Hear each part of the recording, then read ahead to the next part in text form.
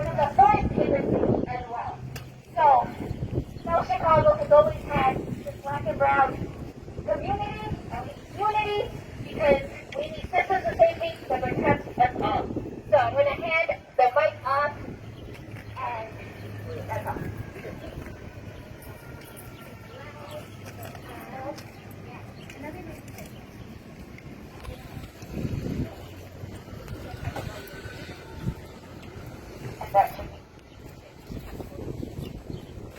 Hello everyone, my name is Sarah. I'm here to share the story about Vanessa.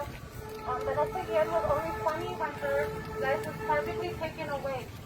First generation Mexican American, she was born and raised in Houston with 5 siblings and from a young age expressed interest in the military. On April 22nd, at the hands of a comrade, Vanessa was repeatedly struck by a hammer after she was sexually harassed and killed. It was at the hands of Specialist Robinson that she took her last breath. It was on June 30th that officials found human remains near the Leon River in Bell County, Texas. More than a month after her murder, unidentifiable remains were found, and it was only through DNA tests that officials were able to confirm it was Vanessa. The story of Vanessa is only one of thousands of women who have been killed, silenced, and dismissed. Women joined the military not to be groped, assaulted, raped, or killed. They joined with hopes of being part of a family and being a representation of American pride. And unfortunately, fighting for a country that is always failing them in their time of despair. In the last year, there were more than 6,236 sexual assaults recorded in the military. Women speak of the silence of peers, platoon surgeons, all the way to generals.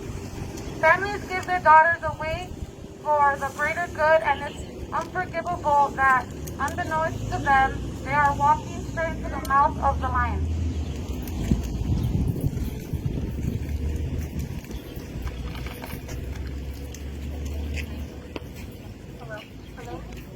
Hola a todos, mi nombre es María y ahora voy a decirles un poco de Vanessa Guillen. Vanessa Guillen tenía solo 20 años cuando le quitaron la vida trágicamente. Mexicano-estadounidense de primera generación, nació y se crió en Houston con 5 hermanos y desde muy joven expresó interés en el ejército. El 22 de abril, a manos de un compañero, Vanessa fue golpeada repetidamente con un martillo después de haber sido acosada sexualmente y asesinada. Fue a manos del especialista Robinson que tomó su último suspiro. Fue el 30 de junio que los funcionarios encontraron restos humanos cerca del río León en el condado de Bell, Texas. Más de un mes después de su asesinato, se encontraron restos no identificables y fue solo a través de una prueba de ADN que los funcionarios pudieron confirmar que se trataba de Vanessa Guillen. La historia de Vanessa es solo una de las miles de mujeres que han sido asesinadas, silenciadas y rechazadas. Mujeres se unen al ejército no para ser manoseadas, agredidas, violadas o asesinadas. Se unen con la esperanza de ser parte de una familia y ser una representación del orgullo estadounidense. Y lamentablemente, luchando por un país que siempre les está fallando en su tiempo de desesperación. En el último año se registraron más de 6,236 agresiones sexuales en el ejército. Las mujeres hablan del silencio que hay desde los compañeros a los sargentos de pelotón hasta los generales. Las familias con orgullo dejan a sus hijas en manos del gobierno por el bien común y es imperdonable que sin que ellos lo sepan, sus hijas están caminando directamente hacia la boca del león.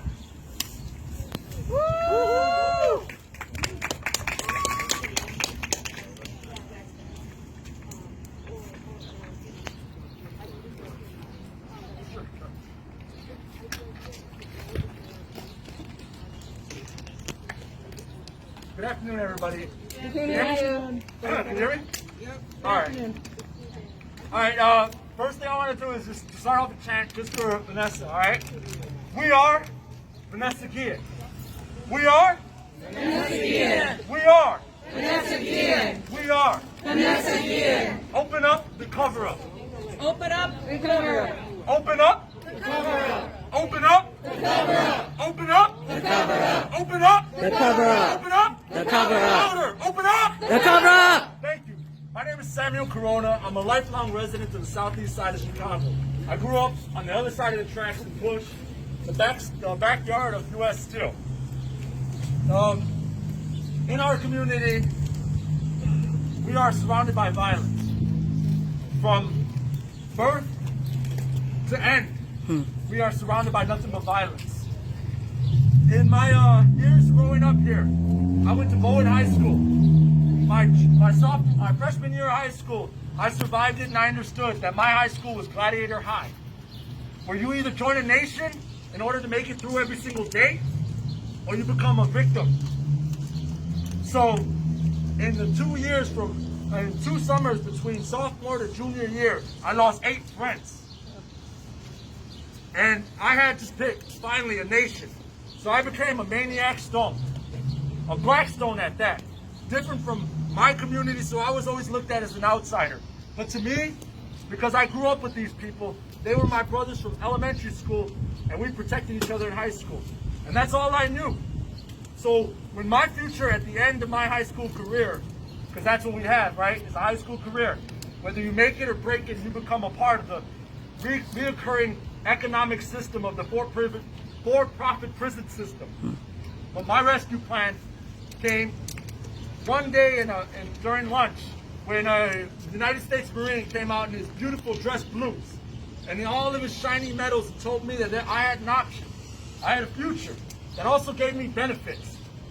So I decided to leave this war zone and enlist in an actual uniform where I know I have the real possibility of going to war instead of just the survival I know. So my choice of joining the Marines wasn't because I believed in anything other than trying to survive. And in the Marine Corps, we're taught that we are all one unit, one family. So how can this happen that we see not just Vanessa, but the countless silent soldiers and Marines that experience sexual trauma and violence when we're told that they're a part of our family? Well, I'm going to tell you this. As a father, an activist, a veteran, and a member of this community, I don't want any kids going to the military. I don't want them to go to for-profit wars for oil, for land, for resources. Because guess what? The benefits they don't tell you about is we come back broken. Over 20 veterans a day die from suicide. 1.5 million veterans are homeless. And it's only growing. We have to prove that we are broken in order to receive the benefits we're promised. It's an extortion racket that we live in. And we need to understand that. So when my kids ask me if they want to follow my footsteps in the service, I tell them no. You need to break open that mind. Go to college. If you still want to serve after you've enlightened and opened up your mind to new possibilities, then I got nothing else to tell you. You have to learn. Because the reality is no matter what, unless we're told the truth about our experiences to our children, they're only going to recycle our mistakes. Amen. So the military, at one point, was a great escape.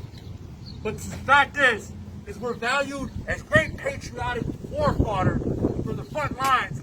But at home base, we can have 8, say it again, 8 soldiers that were killed at Fort Hood.